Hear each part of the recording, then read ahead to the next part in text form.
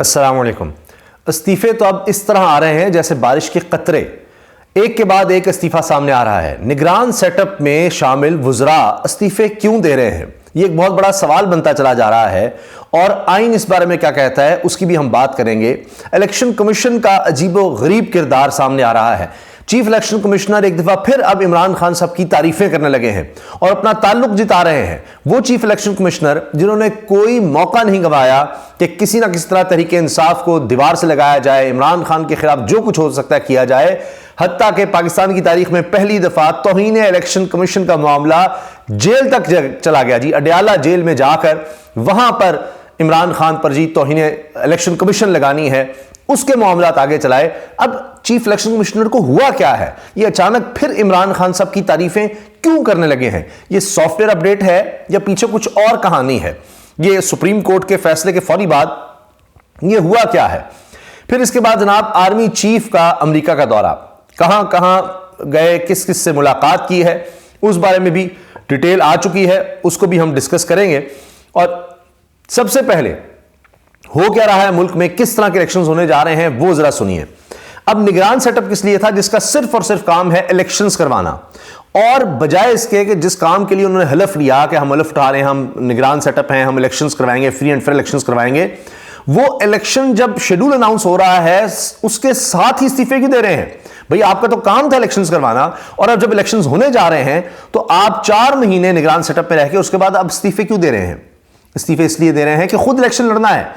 अंदाजा लगाएं आप इस मुल्क में क्या फ्री एंड फेयर इलेक्शंस होने हैं कि जहां पर जो निगरान सेटअप है वो इस्तीफे देकर इलेक्शन लड़ने जा रहा है। कोई नून लीग में जा रहा है, कोई कहीं जा रहा है। यानी आप आए, 4 महीने आपने इस मुल्क पर हुकूमत की, अरबों रुपए के फंड्स आपने जाहिर है फिर इस्तेमाल किए, जिस पार्टी में आपने जाना था उसकी सहूलतकारी की, और उसके बाद आप जाकर बैठ जाएं और कहेंगे जनाब मैं तो इलेक्शन लड़ने जा रहा हूं। किस कदर बड़ा धोखा है। जाकर आप वजारत का इस्तेमाल करें, अपनी कॉन्स्टिट्यूंसी का इस्तेमाल करें, तो ये तो आपने सारी नफी कर दी। आइन का आर्टिकल 224(1)(b ये कहता है कि निगरान सेटअप में चाहे वज़ीर आज़म हो चाहे काबीना का कोई हिस्सा हो, वो इलेक्शंस में हिस्सा नहीं ले सकते। ना सिर्फ वो बल्कि उनके बच्चे भी, और यानी अगर कोई शख्स है तो उसकी बीवी, अगर कोई खातून है तो उसका खामन, ये लोग हिस्सा नहीं ले सकते इलेक्शन में। लेकिन कमाल है जनाब, इस्तीफे दे रहे हैं। अब अभी तक इस्तीफों में जो नाम आ चुके हैं उनमें जनाब निगरान वज़ीर मादनियात बलूचिस्तान उमैर मोहम्मद का इस्तीफा है जी, ये 40 से इलेक्शन लड़ने का ऐलान किया है। फिर निगरान वज़ीर खेल बलूचिस्तान जमाल रईसानी ने इस्तीफा दे दिया, वो भी इलेक्शन लड़ेंगे। निगरान वज़ीर दाखिला सरफराज बुगटी का सबसे पहले आ गया जी, उन्होंने इस्तीफा दे दिया। मतलब सब इस्तीफा देकर जी, हो सकता है निगरान वज़ीर आज़म भी पता लगे जी वो इस्तीफा देकर, अनवारुल्लाह काकड़ साहब वो भी नून लीग की तरफ से इलेक्शन लड़ रहे हैं। ये भी खबरें आ रही हैं कि चेयरमैन सेनेट भी सोच रहे हैं जी, वो भी वज़ीर आला के उम्मीदवार हैं बलूचिस्तान के।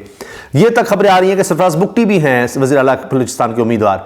आप अंदाजा लगाएं, यानी इस मुल्क में सिवाय ये कि जी आप एक चीज़ सर्टेनली कह सकते हैं यकीन के साथ कि आइन और कानून के मुताबिक कुछ नहीं होगा, जो आइन में लिखा है वो नहीं होगा। अब आइन कहता है फ्री एंड फेयर इलेक्शंस करवाए जाएं।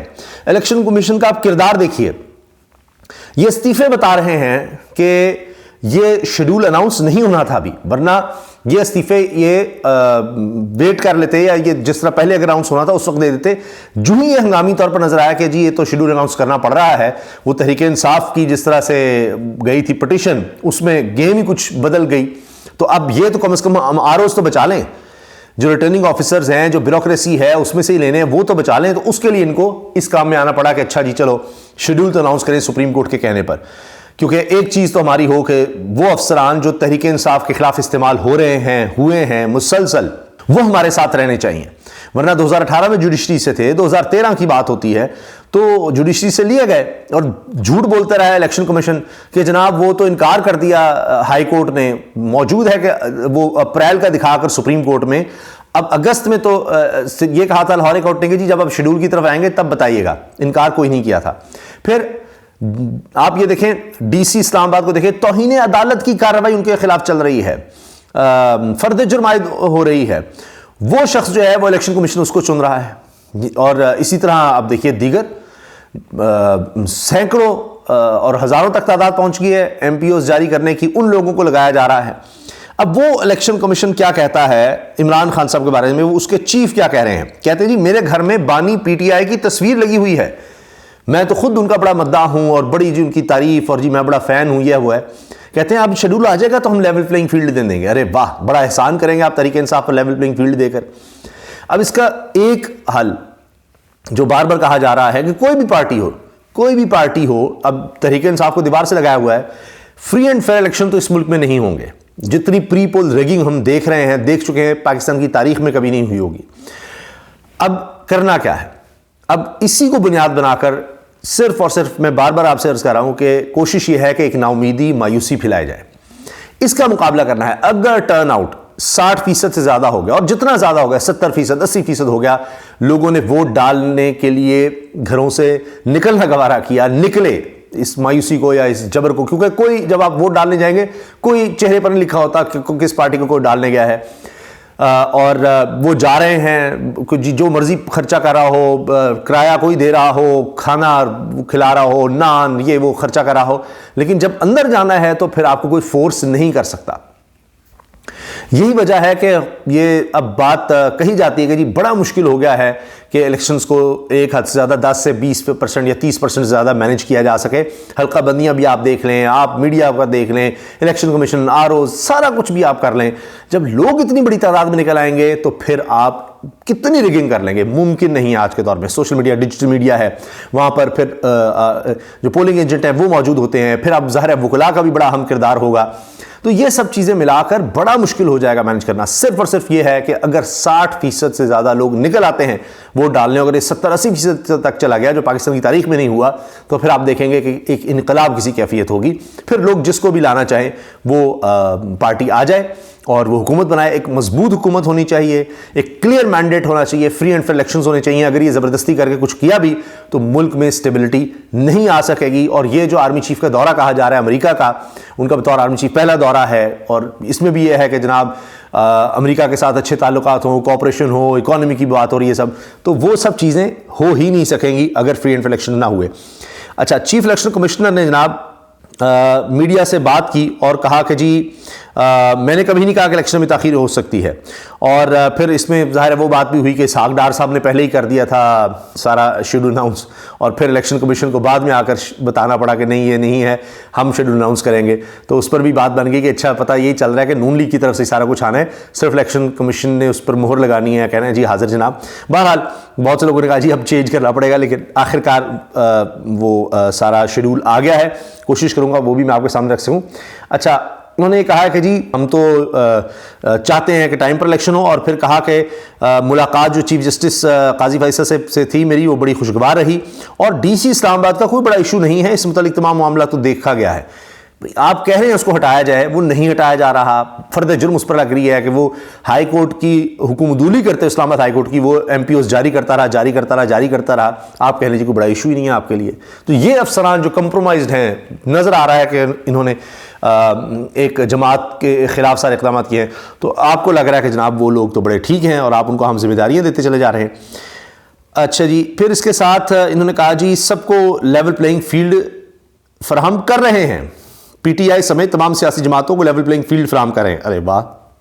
फिर कहा जी PTI के सरबराह ये सिकंदर सुल्तान राजा के अल्फाज हैं चीफ इलेक्शन कमिश्नर के, मेरे पसंदीदा खिलाड़ी थे जी PTI के सरबराह, मेरे घर में इनकी तस्वीर लगी हुई है। अब किस चीज़ को बंदा माने? तस्वीर वहाँ लगाई हुई है जी, मेरे पसंदीदा खिलाड़ी थे जी, लेकिन तौहीन भी उनके खिलाफ चलवाना है, उनकी पार्टी से बल्ला भी छीनना है, सारे काम उनके खिलाफ करने हैं। और फिर जनाब ये इन्होंने कहा कि हम कोशिश करेंगे शेड्यूल आ जाए तो फिर उसके साथ हम सारों को लेवल प्लेइंग फील्ड भी दे दें। कमाल है जी। अच्छा, अब आर्मी चीफ की मुलाकात के हवाले से मैं आपको बता दूं, और फिर एंड पर हम शेड्यूल पर भी कोशिश करेंगे आ जाएंगे। Army chief general Syed Asim Munir ने अमेरिका के दौरे में हम अमरीकी ओहदेदारों और अस्करी हुकाम से मुलाकातें की हैं। ISPR के मुताबिक आर्मी चीफ से secretary of state Antony Blinken, secretary दिफा जनरल लॉयड J. ऑस्टिन की मुलाकातें हुई।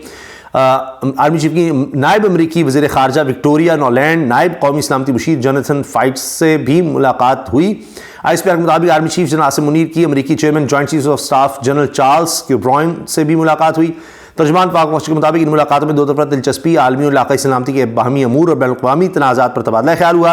आर्मी चीफ ने पाकिस्तानी सफारत खाने के ज़ेर-ए-एहतमाम इस्तक़बालिया में भी शिरकत की।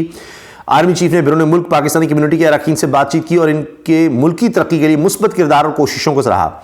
आर्मी चीफ ने SIFC की कामयाबियों का जिक्र किया और बैरून मुल्क पाकिस्तानियों को पाकिस्तान में सरमायाकारी की दावत भी दी।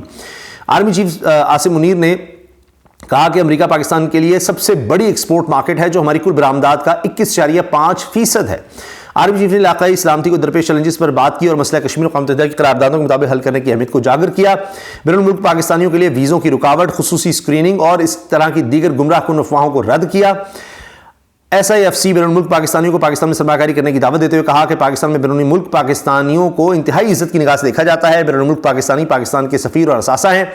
ISPR के मुताबिक बैरून मुल्क पाकिस्तानी कम्युनिटी ने कहा कि फ़ौज पाकिस्तान हमारा फ़ख्र है और फ़ौज पाकिस्तान के लिए खिदमत को सराहा, जबकि आर्मी चीफ ने बैरून मुल्क पाकिस्तानी कम्युनिटी के लिए अपनी बेहतरीन ख्वाहिशात का इजहार किया।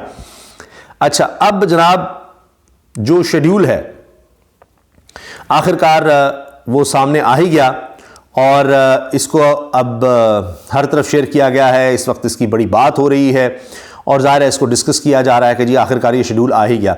जल्दी से मैं आपको बता देता हूं जी कि सबसे पहले पब्लिक नोटिस इशू होगा रिटर्निंग ऑफिसर का, ये 19 दिसंबर 2023, फिर 20 से 22 दिसंबर date of filing nomination papers हैं with returning officer by the candidates. Publication of names of the nominated candidates 23 December. फिर last date of scrutiny of nomination papers by the returning officers 24 से 30 दिसंबर। फिर last date of filing appeals against decisions of the returning officer rejecting accepting nomination papers, ये है जी 3 जनवरी। फिर last date for deciding appeals by the appellate tribunal 10 जनवरी तक ये काम होगा। Publication of revised list of candidates, हतमी जो कैंडिडेट होंगे उम्मीदवार, उनकी 11 जनवरी को लिस्ट आ जाएगी जी। फिर last date of withdrawal of candidate, publication of revised list of candidates 12 January. Allotment of election symbol to contesting candidates, ये 13 जनवरी 2024 तक आ जाएंगे जी उनके इंतखाबी निशान। पोलिंग डे का कह दिया गया जी 8 फरवरी 2024।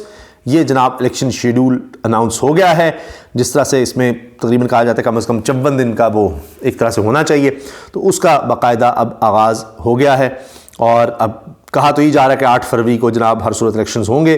ख़ास तौर पे जो इस्तीफ़े आए हैं उससे भी लग रहा है कि शायद इसी वजह से अब जो है यकीनी नज़र आ रहा है कि 8 फरवरी को इलेक्शंस हो ही जाएंगे।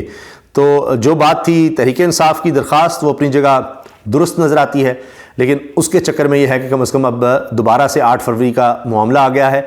और इस पर अब ये भी कहा जा रहा है हामिद मीर साहब की तरफ से भी कि अब ये जो 3 रुकनी बेंच है जिसने 8 फरवरी का दोबारा कहा है, अब फ्री एंड फेयर इलेक्शंस करवाना भी इनकी जिम्मेदारी होगी। कि देखें कि अब आरओज़ का तो आपने कह दिया कि जी वही ब्यूरोक्रेसी हों, लेकिन क्या इससे फ्री एंड फेयर इलेक्शन होंगे, और अगर नहीं हुए तो फिर ये सुप्रीम कोर्ट पर भी ये बात आएगी। अल्लाह हाफ़िज़।